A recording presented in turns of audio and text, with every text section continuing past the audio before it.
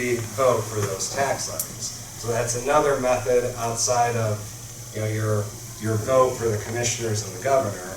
You do have that power of the purse strings in your vote for the Lakeland local levy, and they were infuriated that I could potentially say something that would make you not want to support Lakeland.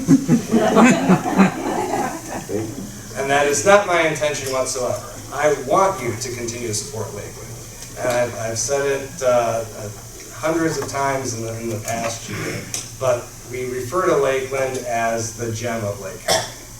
That there are so many good things happening at Lakeland. We have so many great programs. And I think about the overall state of higher education and how just exorbitantly expensive it is to have a four-year degree, and how incredibly unnecessary it is to have a four-year degree anymore. That unless you are going into something that actually requires a graduate degree, so many things that, you look at a job posting and it says college degree required. It's not. The reason that businesses require those college degrees is basically to limit the number of applicants. And we're at a point now where that doesn't do anything to limit it, because nearly everybody has four-year degrees. And then you have all these professions that actually make more money than a lot more jobs that require these four-year degrees with just a certification.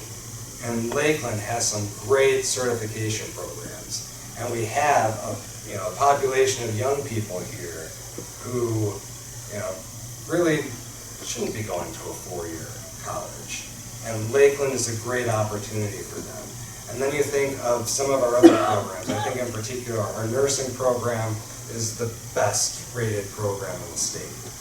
And when you think about how healthcare is looking right now, doctors literally in our what was once Lake Health, each doctor basically has about 2,000 patients. You're not being treated by doctors anymore. You're being treated by nurses. Mm-hmm. And we are pumping out the best nurses to care for you, and that's the future of healthcare. It is starting at Lakeland.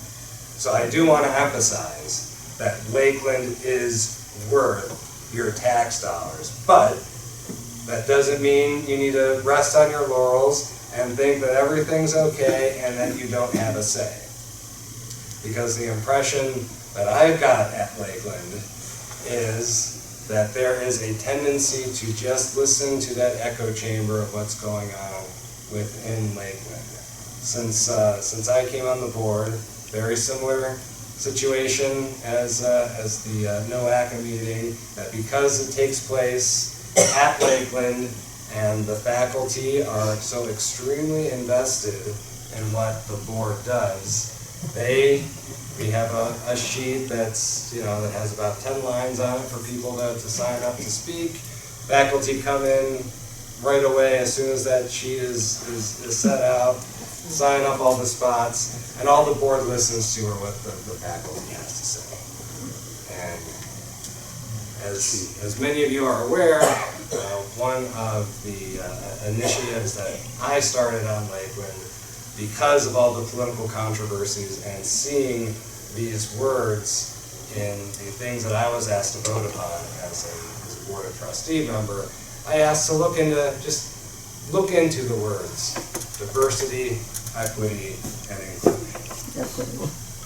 And I said right at the forefront that my hope and expectation is that these words are being used not in the way that we hear from the woke ideologues, but in a way that actually means when we're talking about diversity, we're talking about diversity of thought. We're talking about just the diversity that naturally occurs as human beings who just grow up in different environments, have different parents, have a different history, interact with different people, and we have these just natural differences that in many cases ought to be celebrated and contribute to a fuller education, because when you get different people looking at things from a different perspective, you can come to the full truth.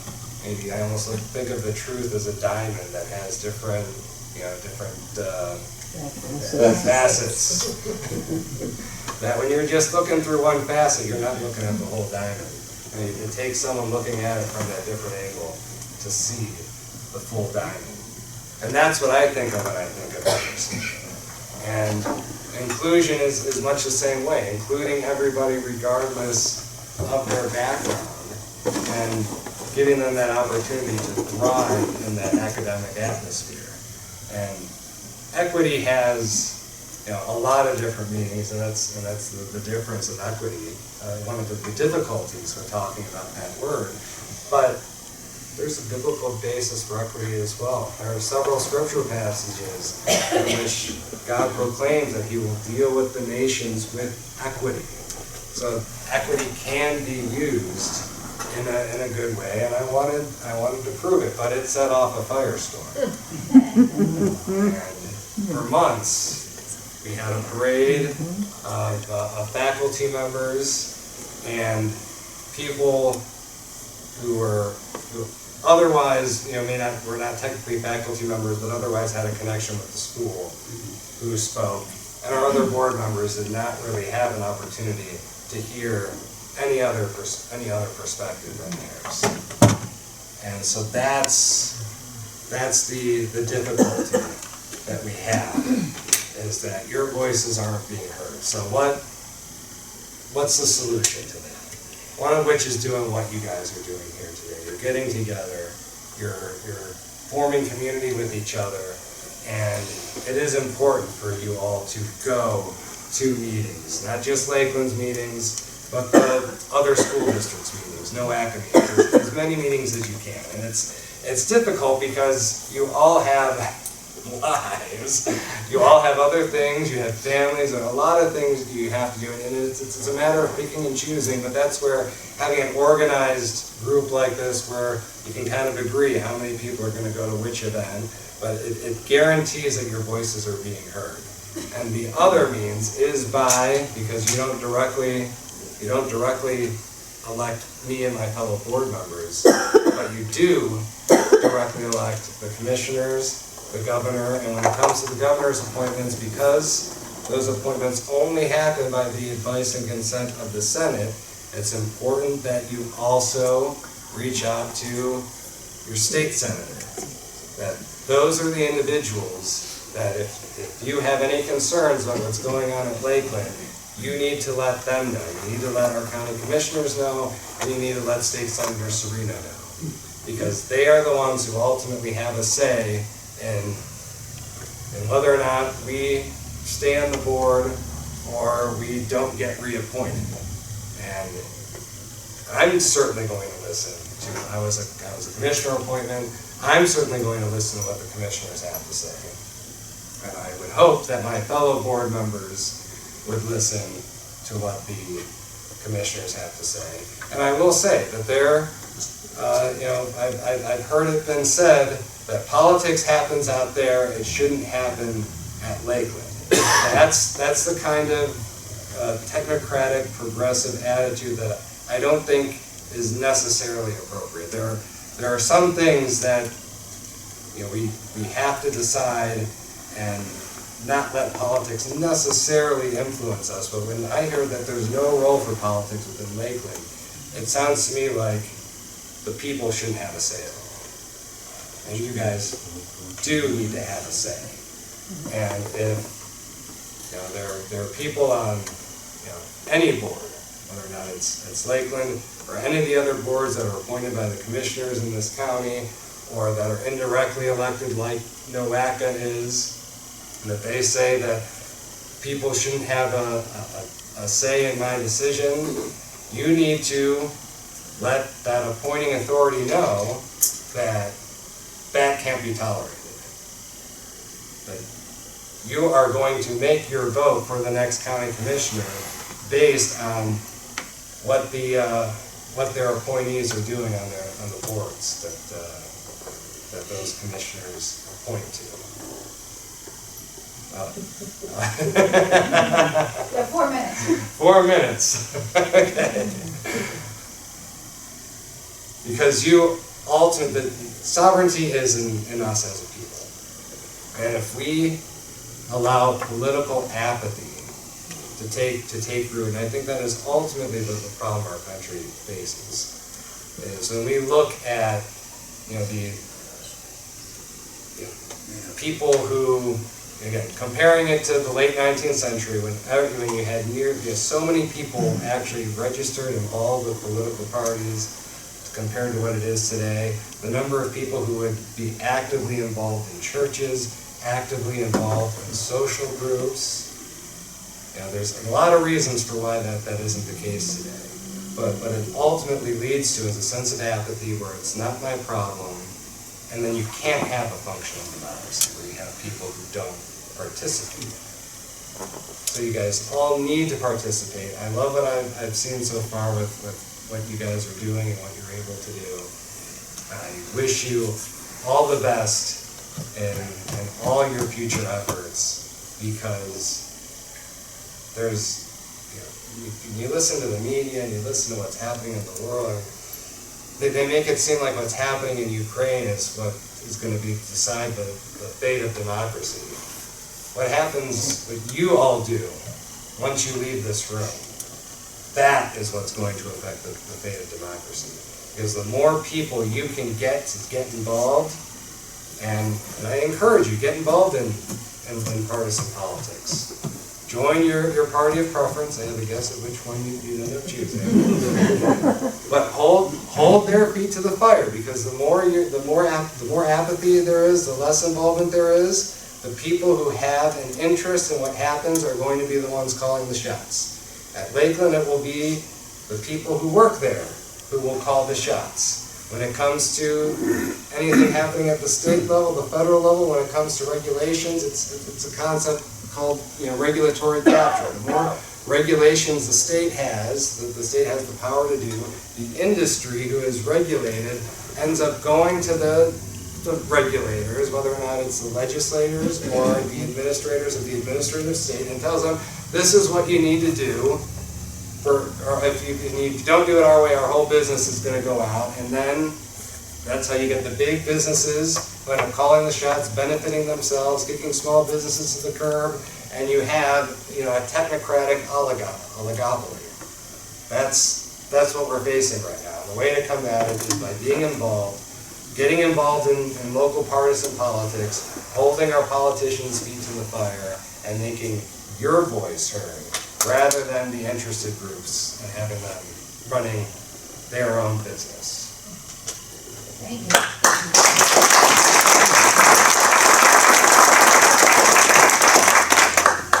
Did you know that's how they were appointed to the board? I didn't know that. Wasn't that interesting? We'll have 15 minutes of Q&A. Please stand up if you'd like to have a question answered. And then will you stay around after? Okay, because I know you have a family and a wife.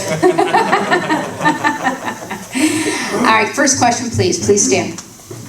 Dale. Who's driving the agenda at Lakeland, and since you're serving on the board, what are you doing to counter that agenda? And do you have other supporting people in your role to try to do something about it? I want to be fair in saying this, and I don't mean to sound critical. Just tell but the like administration drives the agenda.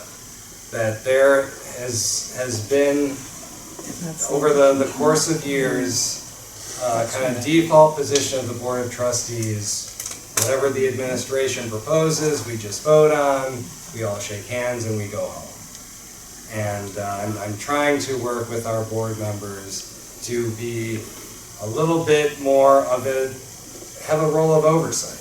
Just as we expect our legislators to have a sense of oversight over the executive branch, whether or not we're talking about the federal or state government, or even in the context of a city council, that we should be overseeing what the administration is doing, and that the policies of the college should be an outgrowth of what the board wants, and that the administration then executes the board's policies. And those policies should be based on what you communicate to us through your election of the governor and the commissioners.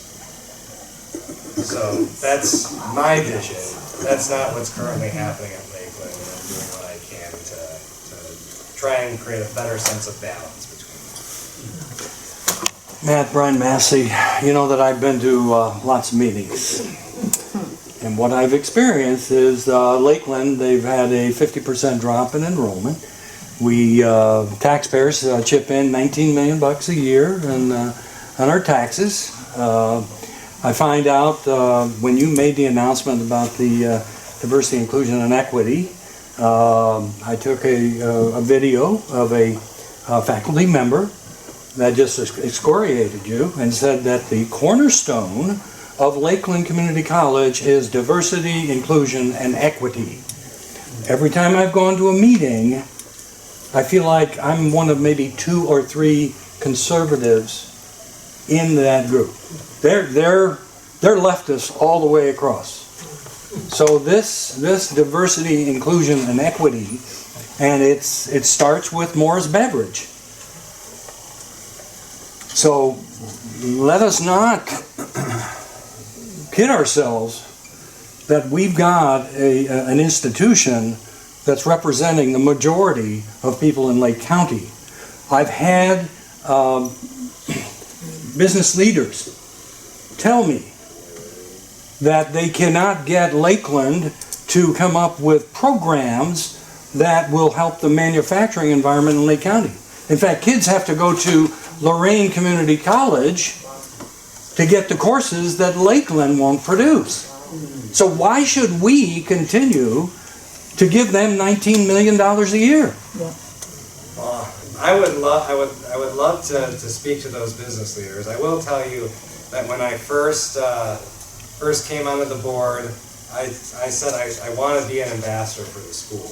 Let me know how I came from Steris. Steris has a huge need for manufacturing jobs. And I said, let me know if I can make any connections.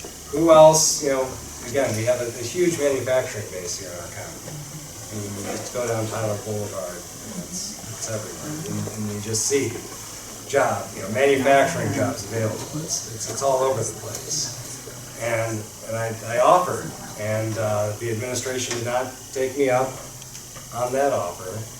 And it's public knowledge now that I've voted against Morris Beverage's contract twice.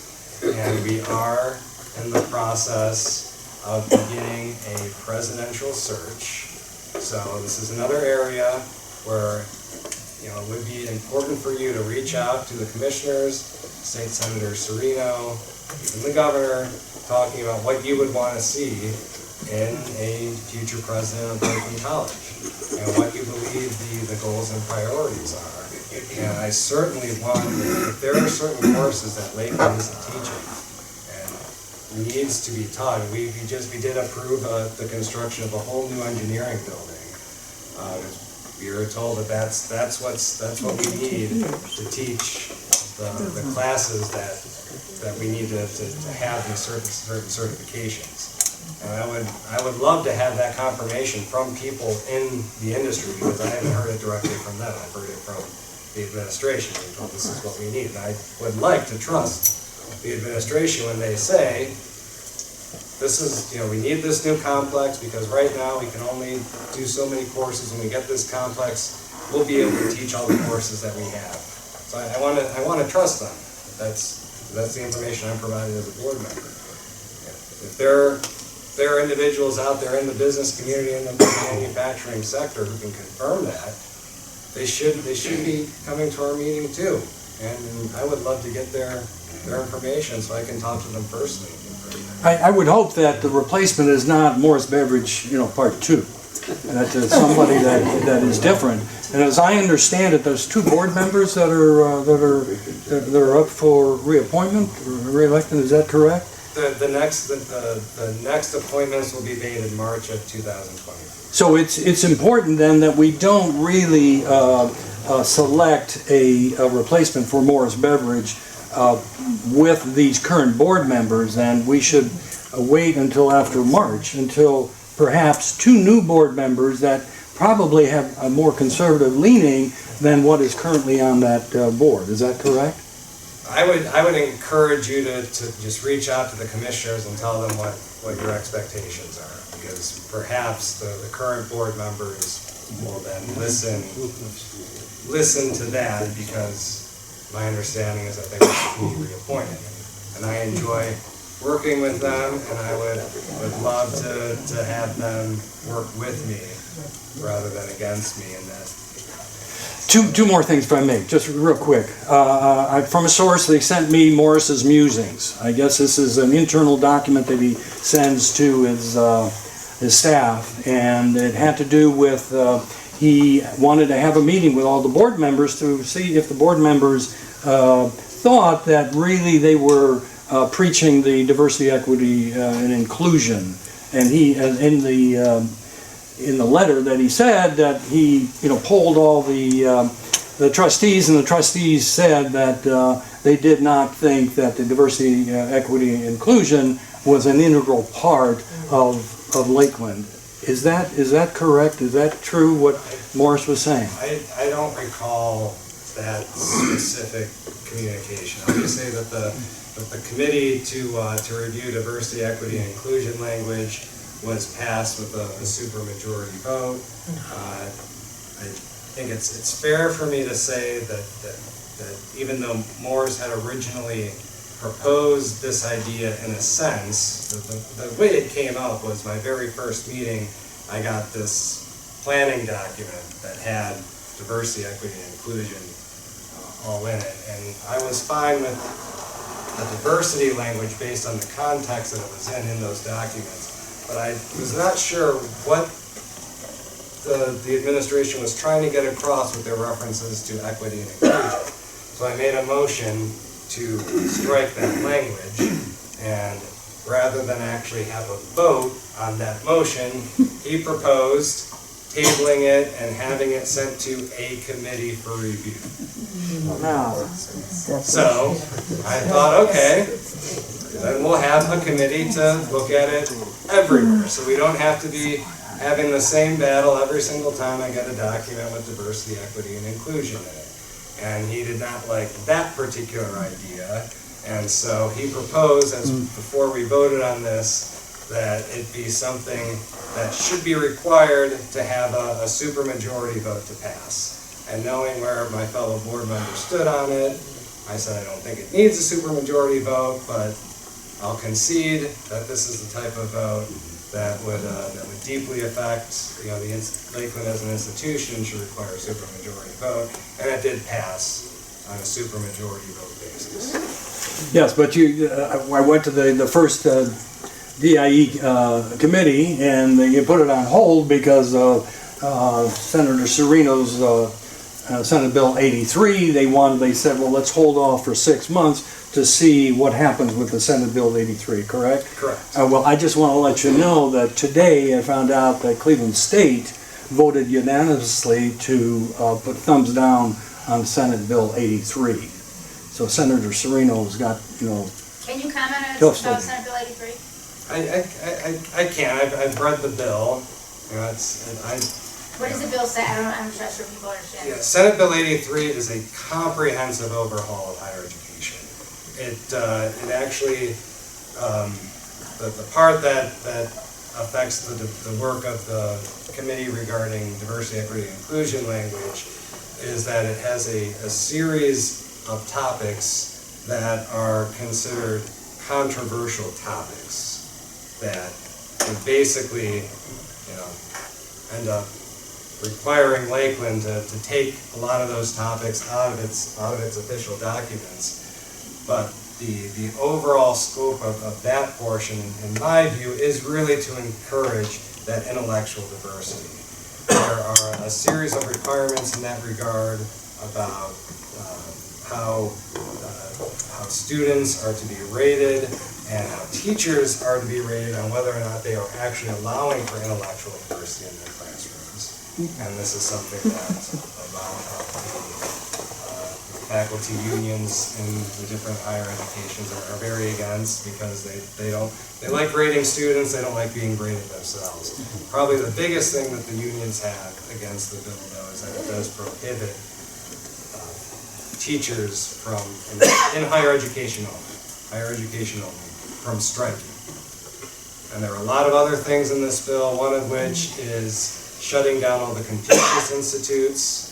And I'm very sad to report that both of my alma maters, Cleveland State and I went to Miami University for undergrad, both of them have Confucius Institutes. If you're not familiar with those, this is the way that the Chinese communist government puts money into our school system. It is a very easy way for them to commit intellectual property theft at our state universities. And that bill would shut that down. There are a lot of good things in this bill, but as you can imagine, it's something that people in higher education are nearly unanimously against. Nancy, would you mind if I comment on that bill? Yes, Skip first, and then Jack, you had a question, right? I actually had two questions, and I read the bill, and I talked to some attorney. I'm not an attorney. You all know my bona fides from a conservative standpoint. I've read the bill. It has some problems. And so I want to banter that with what's your name? Matt. With Matt a little bit, because I'm a little concerned about the bill. But two questions for you real quick on Lakeland. Yeah. First of all, is it only supported by Lake County? And secondly, who are the three commissioners you talked about? Is it the county commissioners? County commissioners. That appoint? The county commissioners, yes. Well, I would hope that the county commissioners are going to appoint good people for the seats coming up. And so, but let's talk about Senate Bill 83 for a second. Senate Bill 83 has got some good stuff in it. It addresses the Confucius centers, having dealt with China, communist China directly, doing business there for years, and I'm really concerned about that. There's some good things in the bill. What I don't like about the bill, that I'm very concerned about, is it's very authoritarian from a conservative standpoint. It tells the colleges how they can operate. It impacts free speech. So we complain about the Democrats and the liberals taking away free speech. This bill limits free speech. It says you can only teach these things, you can only say these things. The conflict section, so there's a whole series of controversial topics that you can't address. Who's to define controversial? You know, is controversial when we say we don't like abortion? Is that controversial? So they can ban us talking about abortion because it's a controversial topic, and that bill bans us from being able, the colleges being able to address that. So be very careful about a bill that uses authoritarian tactics, the same as the liberals would use, to apply the same standards. So you got to play the same values. And so I would say, you know, freedom of speech, let the colleges speak what they say. Tell the colleges they got to allow all speech. If you're going to allow one side, you got to allow the other side. And so allow all speech, that kind of thing. So I'm very skeptical about Bill 83. I'd like to see Jerry and those others at the state senate change some of what's in there. The other thing I really don't like about it is, and think about this, if you read the bill, it's 36 pages or something like that. It's legalese. I'm kind of nuts because I like reading legal documents. I'm sorry. My mom dropped me on my head when I was growing up. But with that said, there's a whole section that says students get to review the professors. There's a requirement that students do an evaluation.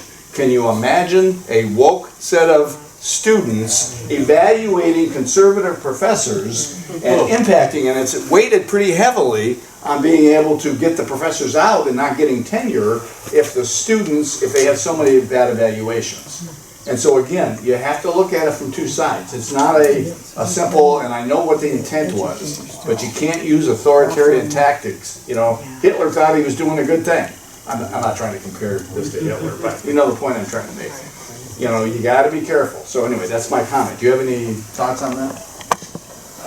No, again, it's not my bill. As an attorney, I can say that how the bill would actually be implemented would be very interesting, because after that whole section regarding controversial topics and what would kind of be off limits, it then has a clause that says this shall be construed in such a way to allow for academic freedom. So it kind of, the bill in a sense talks out of both sides of its mouth. Can I address that just for a moment? So when it says that, okay, the academic freedom, you could construe that as a requirement that you have to teach both sides. So now CRT has to be taught and taught against. Both sides have to be presented. So if not enough of it's in the school, that would force more of it into the Well, school. and the problem I have, and I've read a lot of Ohio Revised Code. As county commissioner, I used to read Ohio Revised Code all the time. I drove my other commissioners nuts because I would read it and then I'd go to the prosecutor and I'd challenge the prosecutor on some of what he had to say, and they didn't like it. But it's all interpretation. Well, the problem with these bills is when the House or the Senate passes a bill, they pass a bill and you got to read the language very carefully because the language the intent is there in the beginning and everybody passes it based on the intent. You don't read the words. Once it gets passed, people 5 years down the road read the words. And so you have to know what the words really say. And so what you just said was true. And so we have it's banning controversial speech in school. You can't do controversial speech, which means CRT, and that's, to us, that's what that means. But you take the controversy out by teaching both sides. Yeah, but it doesn't say that. That's not the word I know, but it could be interpreted that way. And then what happens is, whoever gets that ball rolling, it's hard to stop it. Yeah, so we have to be real So tough then, on so that. who do? You contact Jerry Sereno, correct? I would contact Jerry Sereno, and I'm going to reach out to him. Contacted by a lot of people. Okay, well, I have the call to action then right now, right? Call Jerry Sereno, call his office. Scott, you're around after the meeting, right? Skip, you're around. Ask them for the right words, because you heard what Matt said tonight. Please, we need to get involved. Just don't listen and walk away. I see a lot of people do that. They shake their head. I go, what'd you do about it? They get so mad, and I walk away. Do something. Okay, I'm sorry. Jed, you had a question. Yeah, a lot of times with this diversity inclusion stuff kind of goes along with putting people in boxes, percentages and things of that nature. And I've been hearing on the news that there's some institutions, colleges that are moving away from testing. And they're just kind of, I guess, if you're the right skin color, you move on. If you're not, I mean, is that where we're heading with Lakeland? Is there any talk of downplaying tests and testing and, you know, that I sort have of not thing? heard anything about downplaying tests and testing, which I think is important. Unfortunately, there have been some speakers who have, during the public portion of our meetings, who have talked about promoting diversity on the basis of skin color in terms of those percentages. Isn't that illegal? Well, that would be my argument. Well, Is that affirmative it is. action was illegal in the 80s and they still did it. So it's been around a long time, they just changed the name. And one of the things that the Senate Bill 83 would do is that it would ban racial profiling in terms of hiring. And it would actually Isn't that already strike that. I illegal? believe it would, what it would do is that it would ban a kind of ideological profiling in hiring. That you see a lot of higher education places do it, and I haven't seen this at Lakeland. But what they will do is that they will basically ask for people's opinions on the importance of diversity, equity, and inclusion. If you say that it's not important to you, then they throw your resume out. They will ask you the importance of SEG, CRT, and if you give the wrong answers in regard to that, you're out. That would be prohibited under that.